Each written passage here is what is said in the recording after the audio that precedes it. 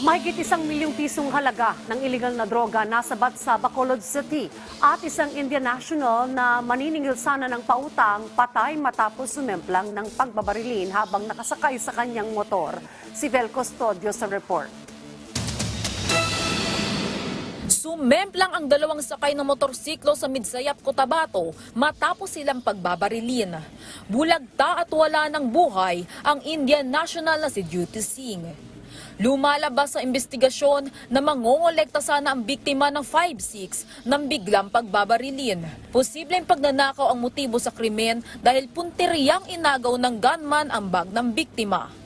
Nasa kritikal naman na kondisyon ang babaeng angkas ng Indian national. Inaalam pa ng pulis ang pagkakakilanlan ng salarin. Nakuna ng napadaan na vlogger ang nakahandusay at wala ng buhay na lalaki sa Lanao del Norte. Naliligo ang bangkay sa sariling dugo dahil tadtad ng bala ang katawan ng biktima.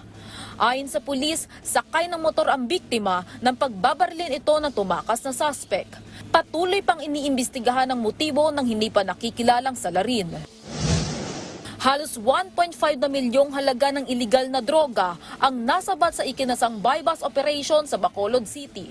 Nasa kote sa operasyon ang high-value individual na si Dario Gonzales o alias Toto Sid. Kumpiskado sa suspect ang 220 grams sa hinihinalang shabu. Vel Custodio,